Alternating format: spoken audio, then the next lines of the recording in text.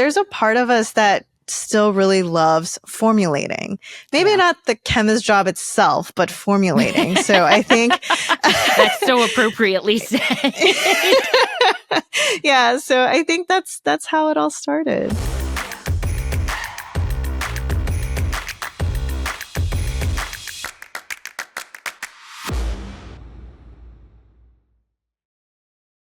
Welcome back to Demystifying Cosmetics, the show where we unpack the science, strategy, and stories behind the beauty industry. Victoria Fu, part of the powerhouse duo behind Chemist Confessions, joins us today to talk about what it really means to bring transparency, humor, and hard science into skincare.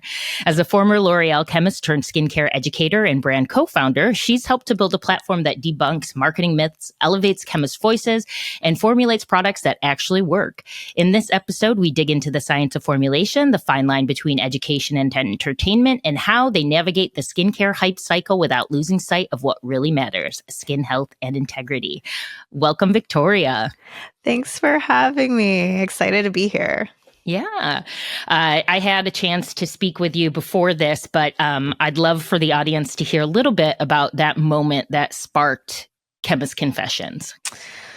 Oh, yeah. So, or moments. Yeah. So I would say what sparked Chemist Confessions was Gloria and I serendipitously leaving at the same time and trying to leave the industry. I think like knowing that we were just going to be done with cosmetics. We're kind of like, well, that's kind of a waste, and at the same time, we're users ourselves. We are passionate skincare users. So that's kind of what sparked Chemist Confessions in terms of the education side. We wanted to see if, could our industry insider knowledge be interesting, helpful to the average skincare user that's just trying to make a more educated decision. And it turned out that people were really willing to do the research. So that was very cool. And then I guess the second spark is the brand itself. And I think like seeing the kind of overwhelming interest, the content side became a full-time job. And obviously we were trying to find jobs ourselves. So I think at the end of the day, we were kind of looking at it like, well, could we create a few products of our own that embody that same ethos of, just really fun education, it's grounded in science, but really good skincare. Could we do that? And then I think there's a part of us that still really loves formulating. Maybe not the chemist job itself, but formulating. So I think that's so appropriately said. Yeah, so I think that's how it all started. And how do you balance being, both a content creator and a content brand, as well as being a product brand? Yeah, I would say carefully. It's a tightrope act all the time. I think we also are very sensitive in a way to like what we put out there. And yes, like we need, we're a brand, to promote ourselves in that manner. But at the same time, it's like education is where we started. So that piece is so important to us and why, it's still a big mission for us. Just because, to be honest, the major changes we've seen in the industry have been consumer led, and it's been cool to see that just shape the industry. And so it's definitely difficult, but we love it. And I think people have definitely challenged us on it too. They're like, well, you're a brand now. Ask, how does, do you get comments in, let's say, Instagram where they either, are commenting on product efficacy or I don't like it? Does that happen a lot? So luckily, no. And, I think, thank God, people do like our stuff. So in a sense, not really. Obviously, we do get some pushback, and I think that's the truth of skincare is that, and why, like, there are so many brands and so many products that are successful because skin is so personal. So at least on the consumer side, I think, and the people that find us, I think they understand. And I think they, in a way, appreciate that balance. I would say more on like maybe the business side, they're kind of like, hey, y'all are a brand.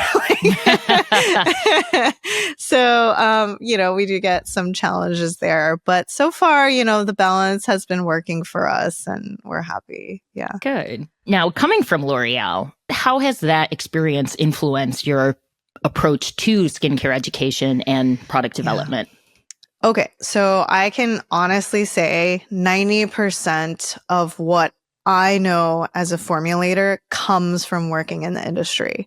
So, to be honest, working for a big beauty company like L'Oreal was a great starting point, because when you work for such a big conglomerate, you have so many resources. There's so many facets of the industry that you get to be exposed to, and not to mention just so many experts that work on very, very specific parts of product development, and so I would say that it's shaped a lot of what I initially started out with, and really, if anything, gave me kind of like a navigation. It helped me navigate what parts of the industry to look for, to know, and then only to dive deeper into, these arenas, Yeah. So I would say, yeah, I think it's played a huge part. And also what's kind of interesting is Gloria, so Gloria and I were cubicle neighbors, and so that's how we met. And I'm just envisioning peeking over the cubicle. Yep, exactly. You want to be friends?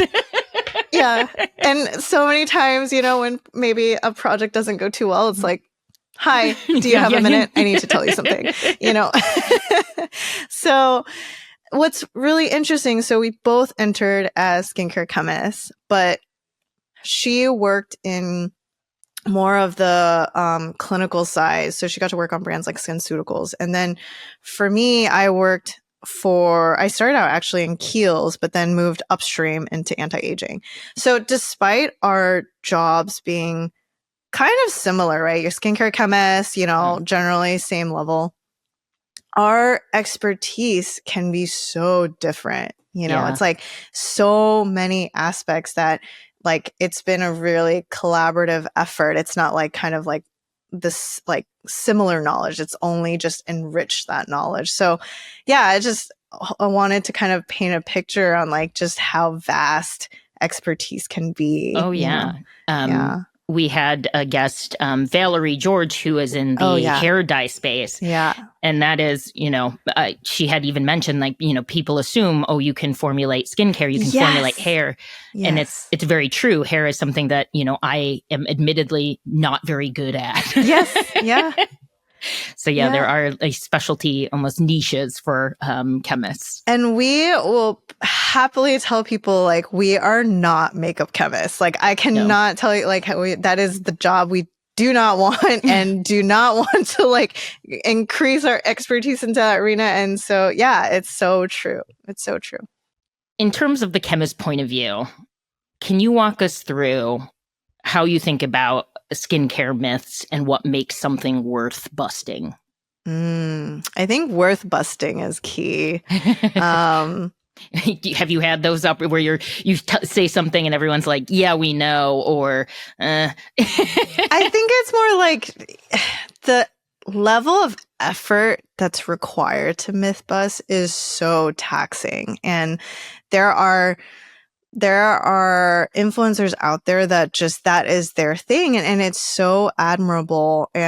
But that to us is it almost feels like only one side, even though a very, very critical side of, education. But at the same time, for the beginner, the user, they just want to learn skincare. And that part is also important to us, is a complete beginner being able to enter skincare the right way, So, I kind of went off tangent, but that's to say we try to pick and choose our battles just because the level of detail, the research, the effort, the how to even speak to the person with a differing opinion, that takes a lot of effort from us. And the reward sometimes is not that high.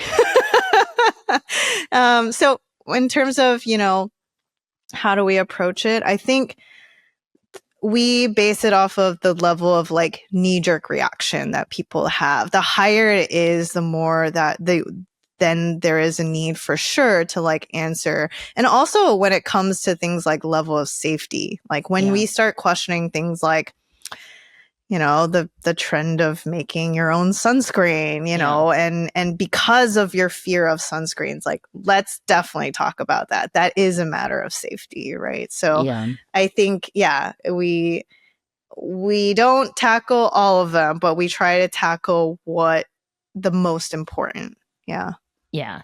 And I think it's probably a fine line to walk too, for an example, right? Parabens are something that really has been a while ago, it had more of a marketing spin on it, right? In terms of, potentially showing adverse effects in an animal model, and then that translating and kind of this inadvertent, push towards non-paraben alternatives, and, parabens forever being stuck in this kind of area that you have a responsibility, right? And so the onus of researching is really tremendous on the person that's going to be doing the quote unquote myth busting, right? Yeah. And it's a great example because despite the effort to explain, kind of the misunderstanding around parabens, it is still like the thing for big box retail to say that like, we are vetting your products, therefore no parabens. It's like it's not just from, a brand side, a formulation side. You're also constrained from the front facing store side, and so unfortunately that's just one of those scenarios where like, yes, it's efficient, but the uphill battle it takes to explain that, and just the level, it's just been misunderstood for so long. Best example of something that went awry, and it's just very difficult to ever get back. To course correct. And I guess staying on this thread, what's one persistent skincare myth aside from parabens that you wish would just go away? I mean, I think, well, now that the sun's starting to come out, like all of that DIY sunscreen and sunscreen fear is coming back again. It's all seasonal. So I think that to me is the one I would love to go away. I am constantly baffled by like the confidence people have to like make their own like sunscreen. It's like, wow, that's like a lot. Like that's a high risk decision, So I think that one. But if I were to talk about like personal, and it's not even that, I would say controversial, is Gloria's gonna laugh when she hears this, but I really dislike the oil-free claim. I am an oily skin person, and I think back to myself as a teenager who had a lot of acne issues. The misunderstanding around oils and the oil-free claim does not help the cause and does not help people build better routines. So this is like a personal gripe for me that I wish would stop, because, for example, like oil-free sunscreens, like that's probably almost impossible, so, or it's not very effective because exactly. So, that's where I'm kind of like a claim that just doesn't help anybody. It's funny. I laugh because I recently had a friend who's in regulatory call me and be like, the brand was putting an emollient in, and they were like, well, it's an emollient, it's not an oil. And that was kind of their basis for saying it's oil free. And I was like, I don't think we can do, no, I'm not on board with that. And I'm like, I guess you could go through like an entire scenario and debate, is it an oil or not? But I think an emollient is an oil. Yeah. I mean, I just, it's oily stuff. Like, I don't know what to tell you. Like, is it miscible with water? No? Okay. Exactly. Yeah. So, I mean, how technical are you going to get? But at the end of the day, it's like the consumer is going to perceive it as it's an oil. At the basic understanding, it's an oil, So I don't know. Yeah, I feel your pain. I feel your regulatory partner's pain as well. It's tough. Yeah. When you are translating science into something that's relatable, what is the hardest concept or concepts that you've had to simplify for your consumer audience, and for you, which was the most challenging to simplify? Oh, that's a good question. I think for us, it's when we want to talk about actual mechanisms in skin, and how to be able to explain the difference between skin benefits that an ingredient can bring. That becomes very challenging, because, it's like fight wrinkles is a very surface level, generalized benefit or claim. How do we explain, like, well, these ingredients tackle this scenario in very different ways? And because a lot of times, the question is always like, what's the best? And I hate to break it to people, but there's no one best. It's because skin is complex that you need usually an arsenal of things to tackle multiple aspects, to fight this one single concern. And I think that usually takes a lot of time for us to try to explain. And then the other awkward part is, when you start talking about claims, you have to talk about things like, well, you're never going to hear this from a brand because that's going to get flagged as a drug. Yeah. So I can only explain this to you like as an ingredient, so it's also a bit of a dance too in trying to educate. So yeah, we've been doing it now for I think 7 years. And yeah, so, we've kind of learned, I guess a way to tell the story, but it all needs to be fed in bite-sized pieces. So yeah.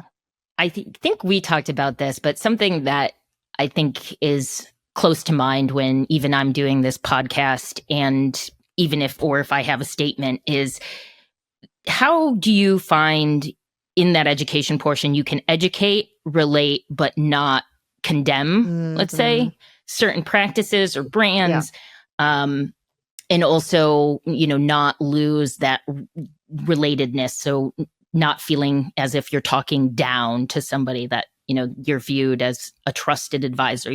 How do you relay that? Because a lot of it is in short form, right? You don't have an audience to sit through an hour lecture. It's how do you do that in 30 seconds?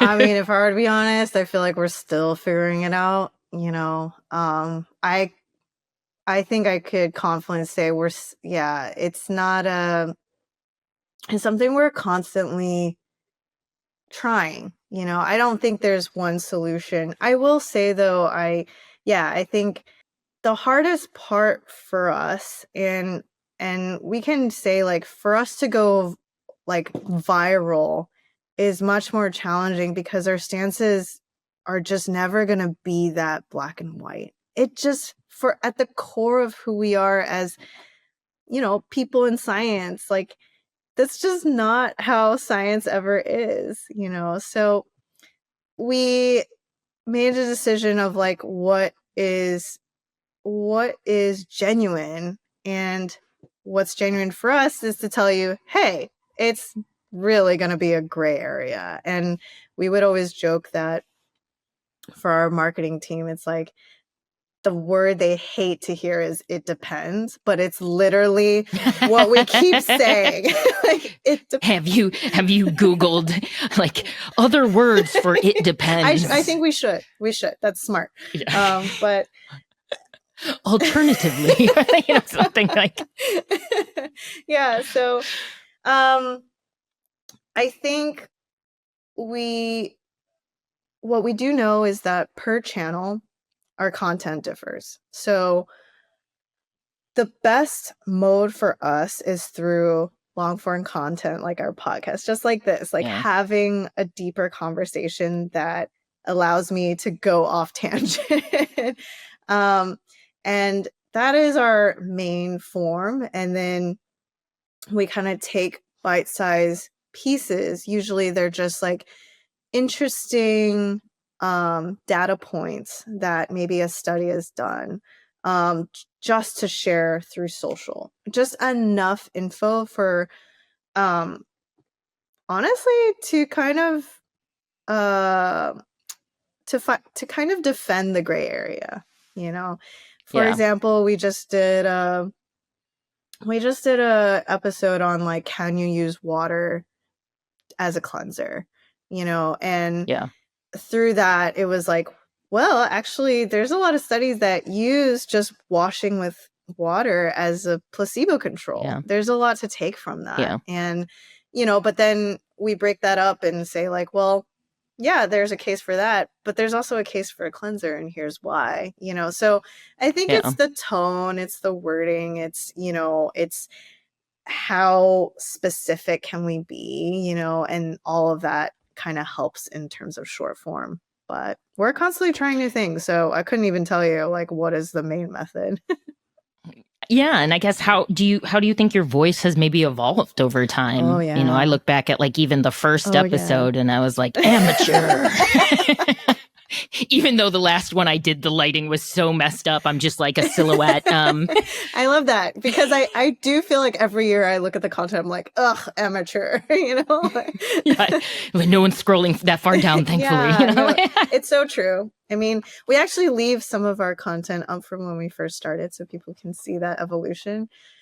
When we first started, it was just the cutest thing ever. We would hand sketch like little characters of like glycerin blob or like a ceramide thing, you know, and through that tried to, and we'd have like really short captions of like, glycerin is blah blah blah, you know, like it would be just the shortest little thing, and everything would be hand drawn and static image. That was back when static image was, you know, appreciated, where it's no longer anymore.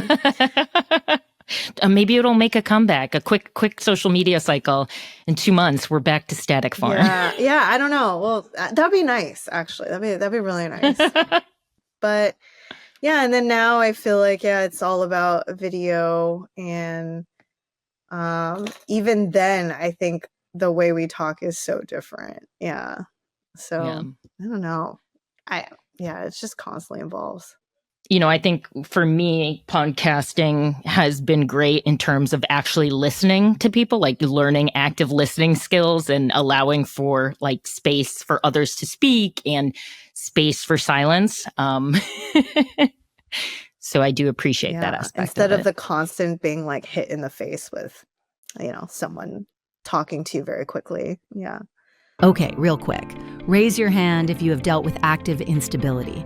If you have ever opened a jar of retinol cream and smelt an off odor, or noticed your formula went dark brown, chances are you are dealing with active instability. It's never fun when the formula you've been working on goes south and the due date is only days away. That's why we've encapsulated the trickier ingredients to work with so you can kick the stability struggle to the curb. From retinol to vitamin C, we make it easier to work with those ingredients that typically give you that 3 p.m. headache. The cellulose shell shields the active from outside exposure. You know, things like air and light that are likely to cause active breakdown, giving you the power to create stable and effective formulas without the trial and error. Ready to quickly create effective skincare formulas? Discover Tagra's Cellucaps line by going to tagra.com/cellucaps. So, have you encapsulated yet? Now back to the show. You know, and speaking about challenges, especially for complex science on platforms like Instagram, how, you know, you are on TikTok too. How does that differ in terms of how you create content, or what content you decide to display? Or do you find that it's very similar? Oh, it's definitely not similar. Yeah, I think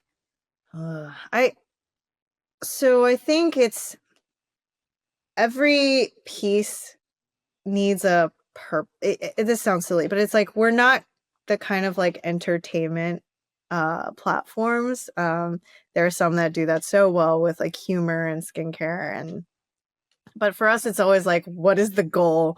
What is the point of this 30-second piece we're about to do?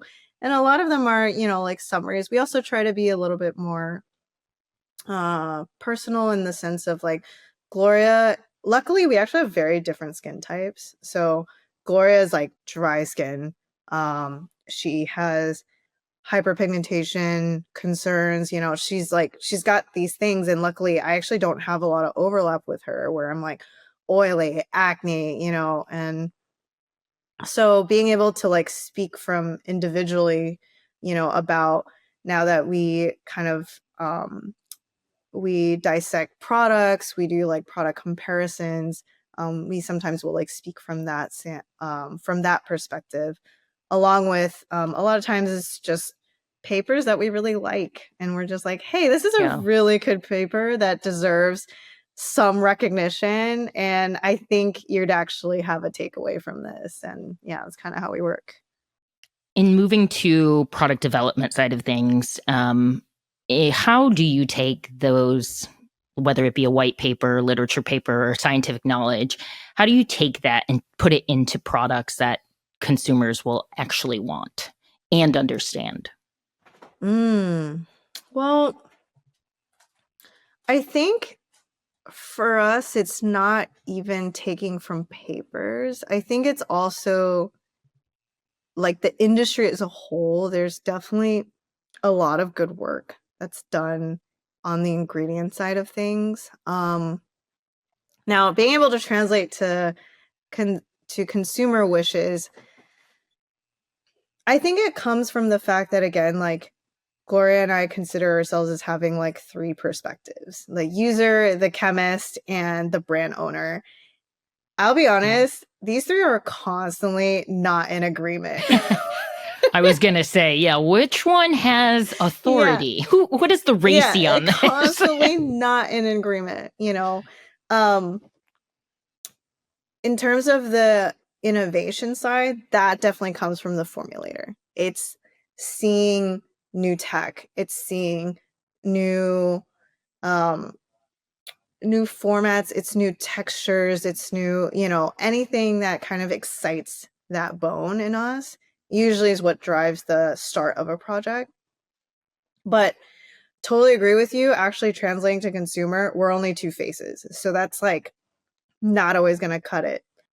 So we actually have a Chemist Crew incubator that we run through, all of through our following, and we recruit people that way. And through that, and kind of the skincare problem we want to solve, whether it's a skin concern or it's a niche in the product market, that's kind of how we funnel and figure out a cohort that we send them samples of what we're working on.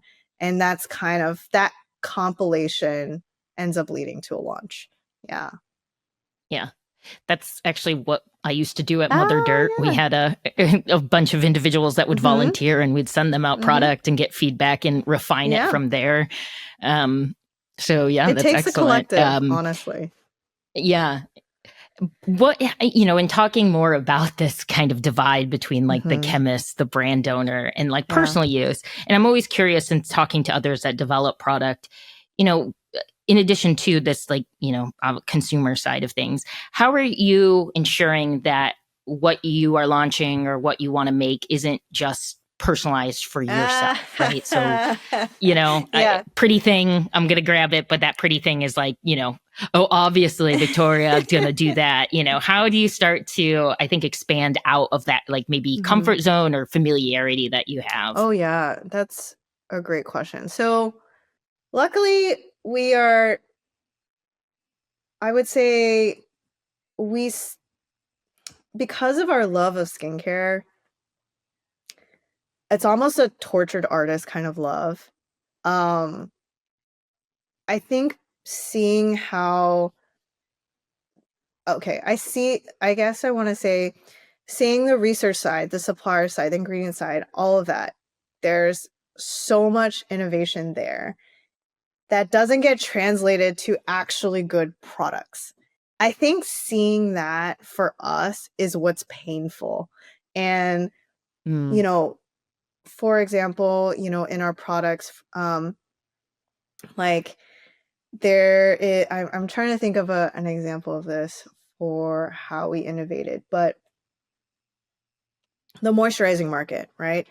It's always geared towards oily combo, dry, and normal. 3 skin types, right?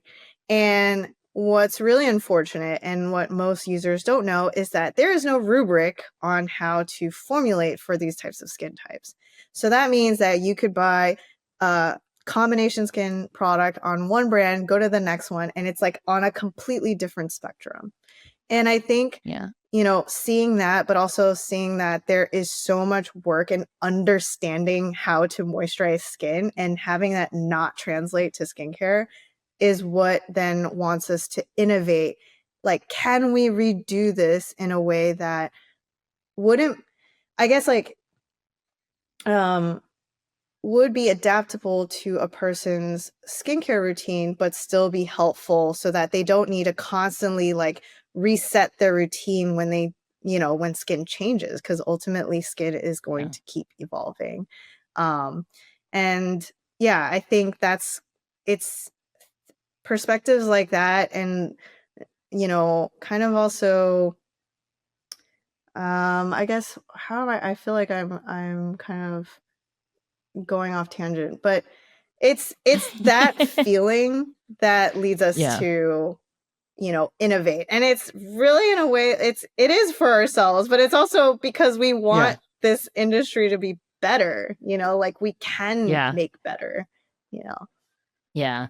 It's interesting, the moisturizing example you brought up, because I feel as if there are a lot of moisturizers that don't even list who they're for because they don't even know, right? Yes. And so it is left up to the consumer to kind of decipher, either by trial and error, which becomes expensive, or reading ingredients based on, you know, what minimal knowledge or, you know, moderate knowledge they have.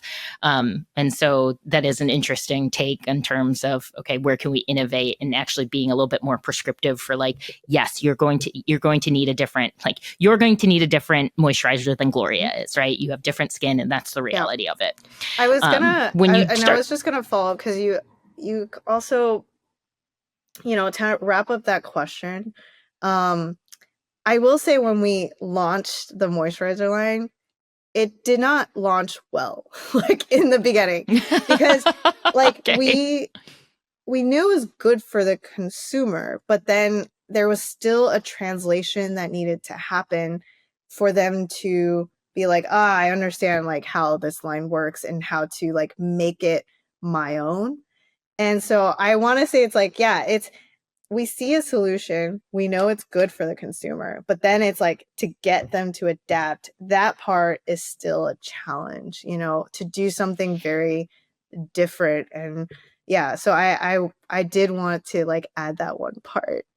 Yeah, no, totally. Consumer education is a major deterrent, right? For potential forms where you're very used to a routine, and to have to disrupt that in the educated consumer is a lot of time and marketing spend that sometimes it's just not viable. And I think launch time in beauty will always restrict like the level of risk that is taken in products. And that part is very painful to us to see. And so I think that's why, in a way, you know, with Chemist Confessions, like, can we go against that grain? So yeah, but now, I mean, the moisturizer line, you know, with the proper education, kind of like how quickly education's kind of being adapted, that's like our bread and butter now. So, you know, but it takes time. And how, as a brand, do you navigate wanting to have, you know, a large market that is going to adopt your product without launching 17 different SKUs, right? It's kind of part of why I personally don't like color cosmetics. It's the need for a lot of different shades. You know, I'm contracting with a makeup artist who wants to do that. I'm like, I just don't have the patience to do 18 colors, and how though, when we talk about moisturizer and we're saying, okay, there are very different skin types. How do you think about product development to address the market need, but not having the cost occurrence of launching multiple SKUs? So I will say with the moisturizer line we launched, it actually is 4 SKUs, which is the most we've ever launched at a time. But we actually, to this day, only have 9 full SKUs under our arsenal. So I think it's very dependent on how we want to attack the problem. For example, in the retinol space, we knew that, like, one, retinol encapsulation, super tricky to validate. Like, it's like not every encapsulation technique is actually all that successful or all that efficacious, and then one level higher is like, we hate eye cream jars. Like, it's a passion of ours. It's like, first of all, it's tiny. It's significantly more expensive. It does not guarantee that you're actually going to get more or the right actual ingredients to tackle your eye concerns. Yeah. So, in that launch where we were like, okay, we're only going to launch 1 SKU, right? But can this SKU be for both face and eye? And how do we validate that to be okay for face and eye? That was like the problem we wanted to solve. So again, it's like each project is unique in its challenges and what we wanted to solve. Yeah. I've been thinking about that a lot because of a lot of hesitation I've had in the past with somebody. So, for instance, I made a deodorant once, which it was a gel. So it was, an aqueous based formula. And I actually really liked it in terms of like how it spread on the skin, and it had, was like, oh, and I put it on my face, and they were like, you put it on your face? And I was like, there's such kind of, once you say a product is for X body part, it really becomes like completely taboo to put anywhere else. Like, oh, I use shampoo as my body wash, and everyone's like, oh my God. It's like, there's a lot of very similar ingredients, right? And so you can successfully make something that is going to maybe reduce under eye, let's say, like, redness or brownness, with something that will also be effective for moisturization. Yeah. And, we always joke, it's like, there's like, do you need this cream for your right butt cheek? It's like, it's very hard because that's all marketing, right? And that's all like that we've been designed to think for decades. Sure. It's just how the marketing machine works. So, being able to break the cycle. And I think the people who are willing to like run that experiment, like those are the people that we just focus on, to start. And usually through word of mouth, and again, consumer behavior is what drives change. So, yeah. What product are you most proud of, either in your line or over the course of your career? This is where you get to, us chemists don't normally get to talk about a product that we were, part of. So now is your time to name drop. Oh, man. So I think in our brand, it's like, as a parent of these babies, like, I don't play favorite. I cannot pick my favorites. I like them equally. No, but each one kind of like has their unique, I think, spiel. I kind of mentioned double play. I think also just because like it was a calculated investment with all of the testing we wanted to do, and being able to I think also answer a lot of questions that people have. For example, it's like, does having a dermatologist recommended formula matter? But in this sense where we're about to try to validate this for safety around the eye area, that claim matters. Like being able to assess irritation around that area matters to us. So, there's just a lot of work and investment made into that formula. So I would say that is a favorite. And then I think the other one, it's for very different reasons, is our Mr. Reliable moisturizer, because that what we do instead of launching a new product every year is we try to look at any of our existing formulas and see, is there something that could be added to make this even better? It's good. It's really, really good. But let's be honest, like with the way, with the industry and newer versions of ingredients, or even better testing on a specific isolate of, let's say an extract, like it would be unfair to not give it that update. So we did that with Mr. Reliable, but what we learned was that we had already like pummeled way too much stuff in. We basically were asking too much of the emulsifiers we were using in that. So doing a complete overhaul and then like adding the actives, and then we did all of that with actually having an even cheaper dollar to ounce. Like that was a really big, like, proud moment for us, because I think the other thing is like, to use the level of efficacy that we wanted, but also make it affordable. That is another mission for us. And yeah, so yeah. My first job in the industry was with an SPF brand, and this was almost 20 years ago, which is shocking. I was just thinking about it. And I hope I'm not misremembering, but I recall, because I had to review a lot of the testing that we did for SPF, and one of them was ocular irritation. At that time, whoever we were working with would recruit people, and they would apply it in their eye and then say if it was stinging or not. And I was like, oh yeah, makes sense. Like, and of course, SPF, yes, 100% of the time, because it was, a combination of inorganic and organic filters. But I really hope I'm not misremembering that. But I really think that, and I'm kind of glad that in the 20 years we've really adopted these in vitro models. Yeah. And I think now, like, they'll do like certain tests where they'll have them like sweat and like have it run into their eye. It's like there's new methods, but yeah, some of them can be like a lot more crude than people realize. Yeah. And I guess that is a great segue into how, you spoke a little bit about doing a lot of testing, but how do you think about approaching testing and validation when, I feel as if, and I hope this isn't an insult, but you are still a smaller brand, not an insult. Correct? We are a smaller brand. We are an indie brand. And again, it's another like pick your battles, like what is necessary. And obviously with, retinol, it's so important to have testing, because then what are we talking about? What is it going to do? So for that one, we knew we wanted to do all of the proper testing.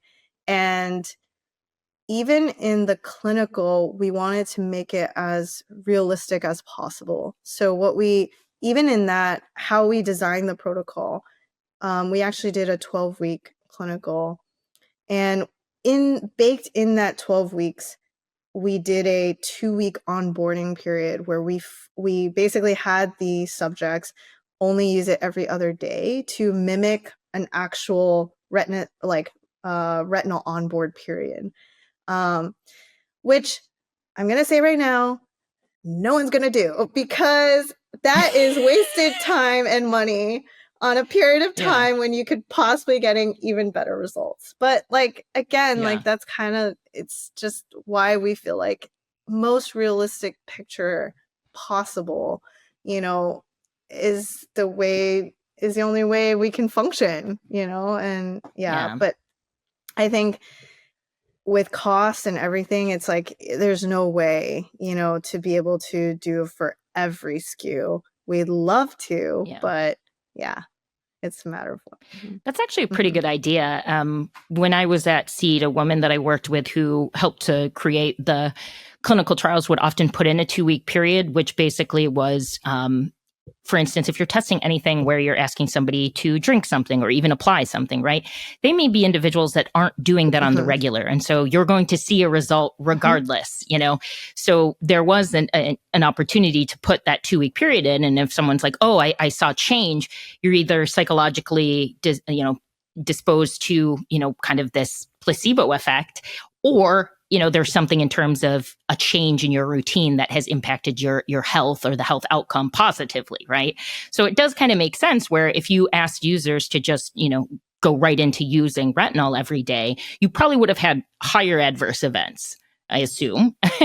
and so, study design is a significant consideration, even when, people want to do it. There's a lot of things to think about. And also, placebo effect is real. Like, it's a fascinating realm and it's confounded a lot of studies. And Gloria and I talk about that. It's like sometimes when we do education, and people ask us like, oh, what do we like? And I'm like, man, the placebo effect has been ruined for us. So it's like, I can't even tell you, it's like going in, you just view things sometimes so differently, that sometimes when I have friends or family ask me or, they want to know, I'm like, do you really want to know? Like, do you really want to know? Like, or do you want me to tell you that like what you're using is good? I'm happy, I just know.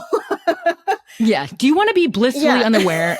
I mentioned this, I think on an episode, but I once went to like skin research, and they had the ability to look at like sun damage and stuff, like use a certain like light, and I was like, oh my god, I'm gonna totally do this, and the woman's like, no.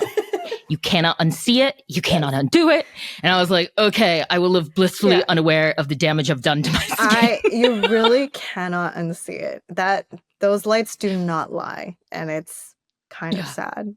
And yeah. Moving into some industry perspective things. What are some shifts that you're seeing in the skincare industry that excite you? So I would say, again, I feel like shifts are like fashion cycles, but I kind of feel like the consumers are okay with newer science again.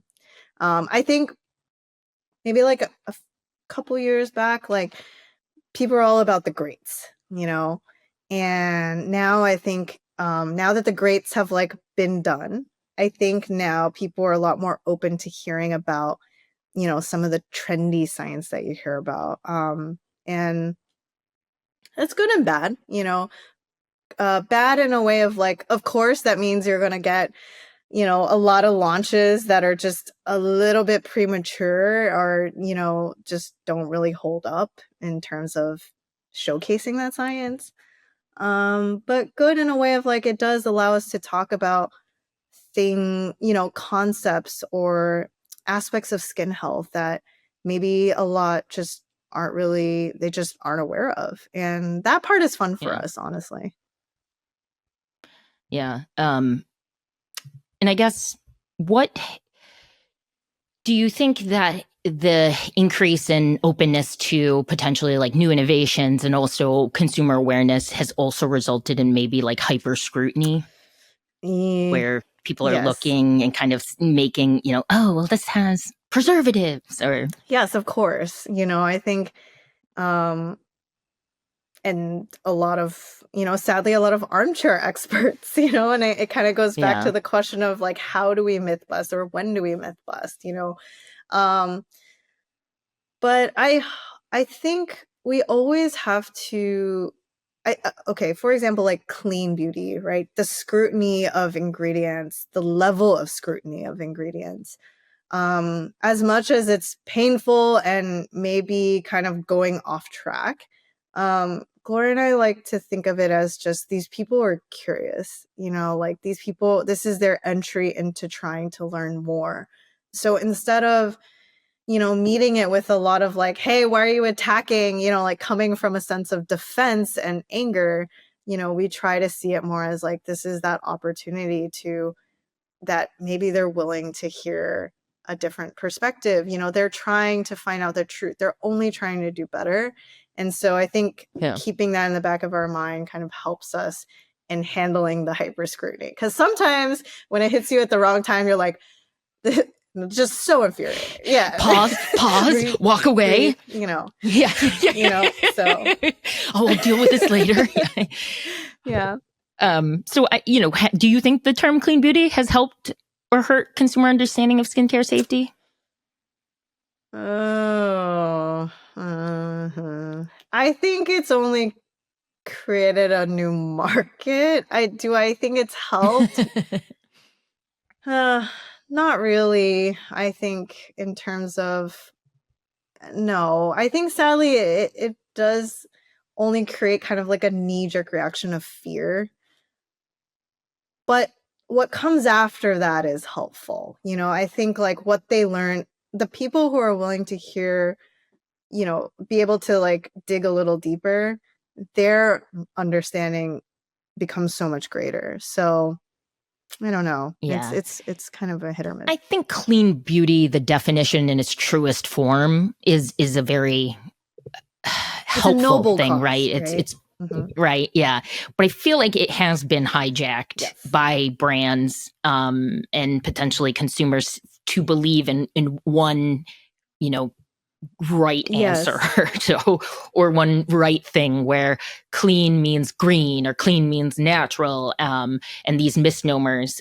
So I think I agree with you on I was that. also going to say, like, I think and why like we're glad to see like more chemists being like put in the spotlight is like I think people forget that like we don't want to work with unsafe ingredients. Like, you know, Yeah, it's not our goal. And we're not like, you know, the goal is to show that the industry wants to move in a positive direction. And while yes, there's, you know, lack of regulation and, you know, there's things that fall through the cracks and all this. And unfortunately that stuff hijacks the mission. But like we want to work with safe ingredients. We all want the same thing. And I think that message gets forgotten. You know, like that message isn't clear that like we only want to formulate better and better and with better and better stuff, you know.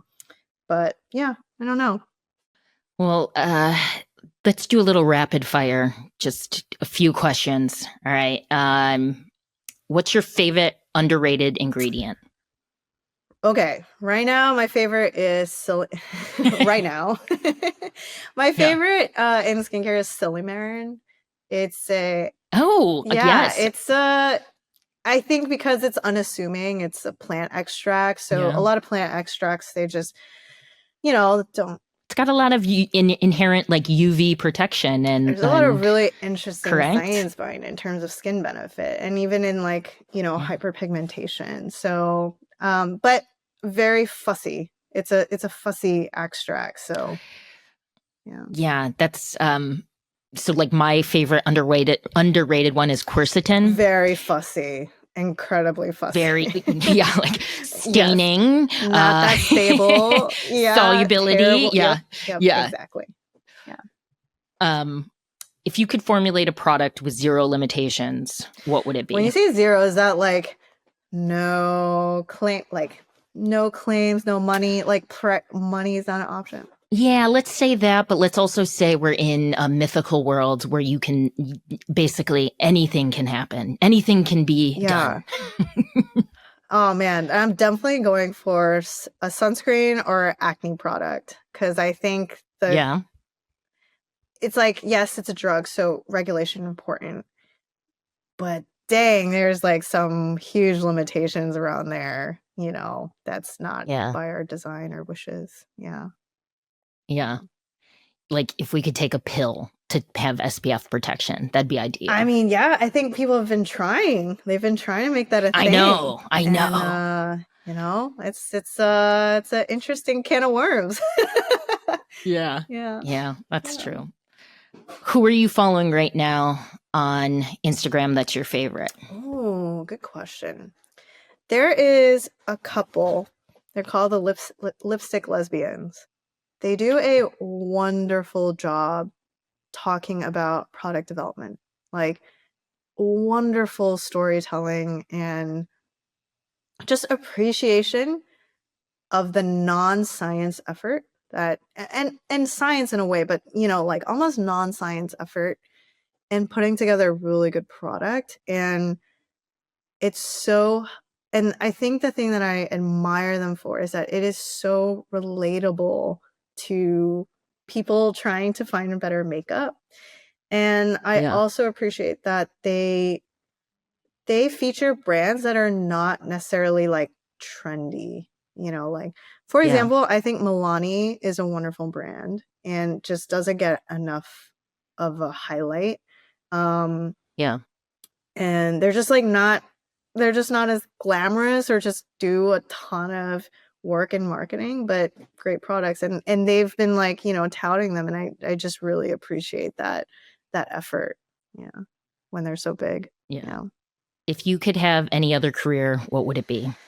Oh, I have thought about this.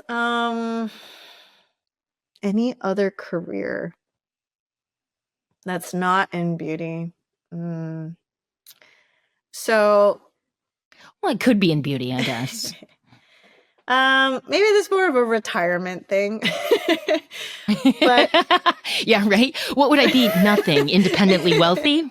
Is that an answer? Something where like money is not necessarily the biggest issue, the biggest goal.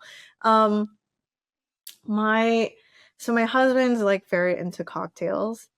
Yeah. Ooh. I've been like kind of enjoying like making him like the cocktail syrups and stuff like that. So I think that would be like something I'd be interested in, just like the bar scene. And then the other thing is like I really love like mechanical watches, but I find that they're just so much more geared towards men. Like the tech, all of the design elements, the engineering aspects of it, they all speak to men. And there's not as many, it's just not that valued in women design because I guess of fashion and, the size and whatnot. But anyways, I would love to like explore that and learn more. And then, That's awesome. I am a big watch fan. I have... I'd love to. Yeah, I have, I think like 26 now. No. But I do wear men's watches because of that attribute. And they are kind of ridiculously big, but... but that's the only way to like appreciate, you have a piece that you appreciate and all the efforts and details. And but it's sadly in men's sizes. Yeah. I refuse to go to an Apple Watch. I'm like, no, I need. Me too. Oh my God. We need to swap it and have a hangout and I would love to see your collection. I know, seriously. Awesome. Well, I think that brings us to the end. Thank you. I want our guests to be sure to check out Chemist Confessions for science spec skincare and no fluff included. Thanks for having me. This was fun. Yeah, thank you. Until next time, everyone stay curious and wear your sunscreen.